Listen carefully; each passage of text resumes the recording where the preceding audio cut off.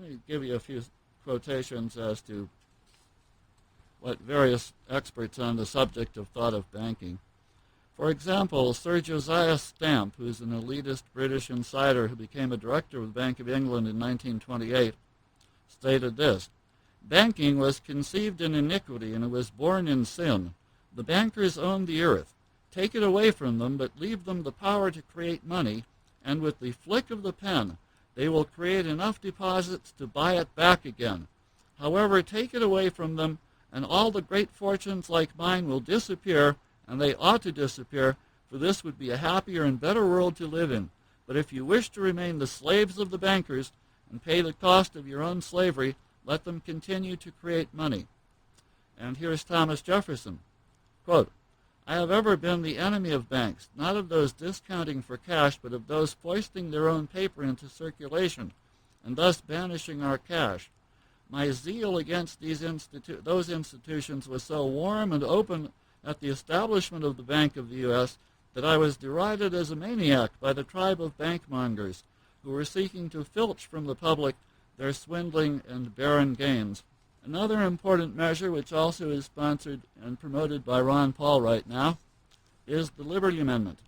This is H.R. 82 this year. It used to be H.R. 23 when it was hoped to become the 23rd Amendment. It's been proposed for a long time, over 40 years. It does seem like we certainly haven't made as much progress as we want to, but remember, it took the international banksters 50 years, from 1862 to 1913, to impose the income tax on the United States. Here is the text of the Liberty Amendment. You should all look that up on the internet too, and you should urge your congressman to support it. Section 1, the government of the United States shall not engage in any business, professional, commercial, financial, or industrial enterprise except as specified in the Constitution. Section 2, the Constitution or laws of any state or the laws of the United States shall not be subject to the terms of any foreign or domestic agreement which would abrogate this amendment. Section 3, the activities of the United States government which violate the intent and purpose of this amendment shall, within a period of 3 years from the date of the ratification of this amendment, be liquidated, and the properties and facilities affected shall be sold. Section 4, 3 years after the ratification of this amendment, the 16th article of amendments to the Constitution of the United States shall stand repealed, and thereafter Congress shall not levy taxes on personal incomes, estates, and or gifts. Gary, do you think that would help our country or not? I imagine it would, Dave. Okay.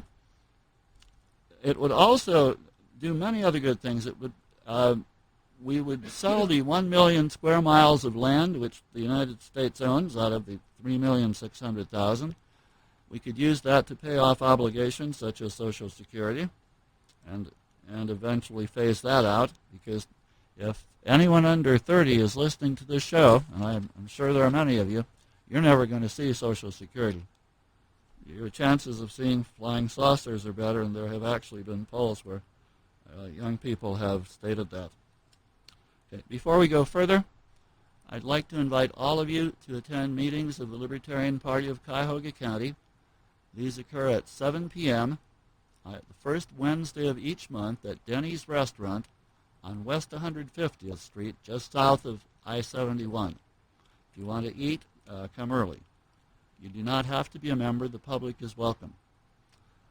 I am holding meetings also of the Northeast Ohio Liberty Forum. Last month we showed the Obama deception.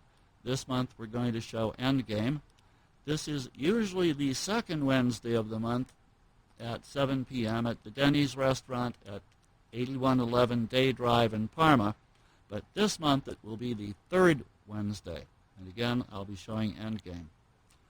This month being June. I'm looking forward to June already. We still have a few days in May, but that's it. There are some good signs, too. There's a new organization forming called the Oath Keepers. This consists of present and former military officers, police, and others who believe that their oath to the Constitution should be upheld. They have issued a statement of orders they will not obey. And here they are. We will not obey orders to disarm the American people. We will not obey orders to conduct warrantless searches of the American people. We will not obey orders to detain American citizens as, quote, unlawful enemy combatants, unquote, or to subject them to military tribunal. We will not obey orders to impose martial law or a state of emergency on a state. We will not obey orders to invade and subjugate any state that asserts its sovereignty. We will not obey any order to blockade American cities, thus turning them into giant concentration camps. We will not obey any order to force American citizens into any form of detention camps under any pretext. We will not obey orders to assist or support the use of any foreign troops on U.S. soil against the American people to keep the peace or to maintain control. We will not obey any orders to confiscate the property of the American people, including food and other essential supplies. We will not obey any orders which infringe on the right of the people to free speech, to peaceably assemble, and to petition their government for a redress of grievances. Basically, they're telling their superiors they won't make war on the American people. This, of course, is a very good sign. I'd love to know how many there are, and I'm sure the enemy would too. But on the other hand, it's shocking to think that we have to have people who are defending us actually say that they won't declare war on the American people. We've come a long way, and it's not all been good. Before I go further, if anyone wishes to contact me, you may write me at Post Office Box 39233, Solon, Ohio 44139. Or you may email me at dmacko@roadrunner.com.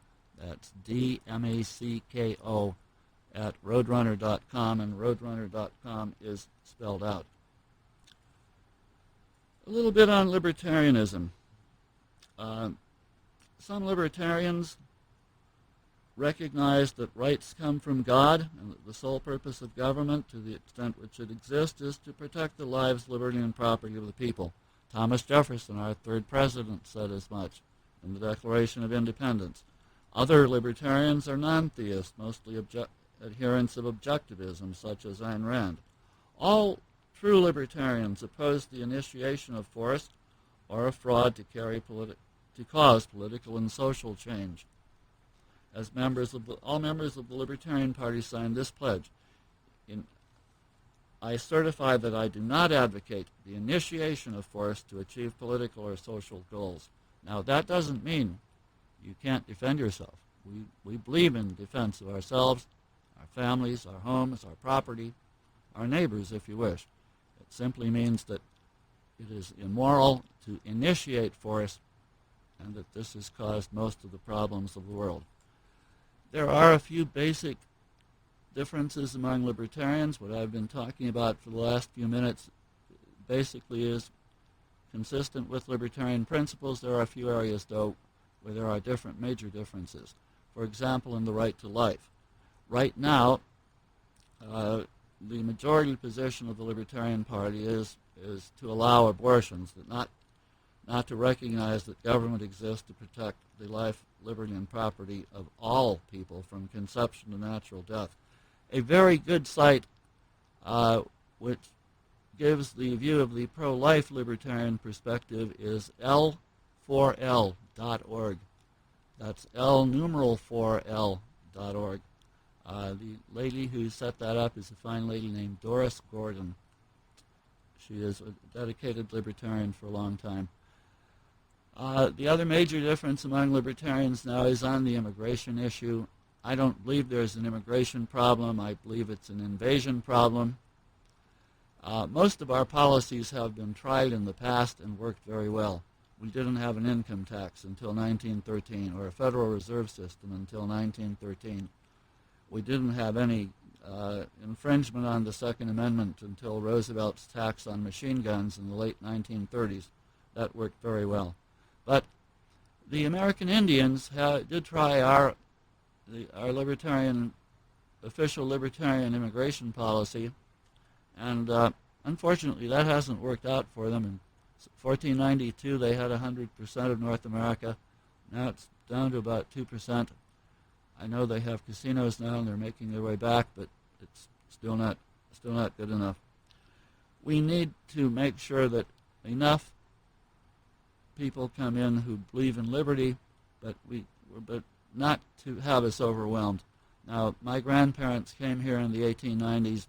They were good, hardworking people. They didn't ask for welfare. They didn't ask for any special consideration, such as having ballots written in their name.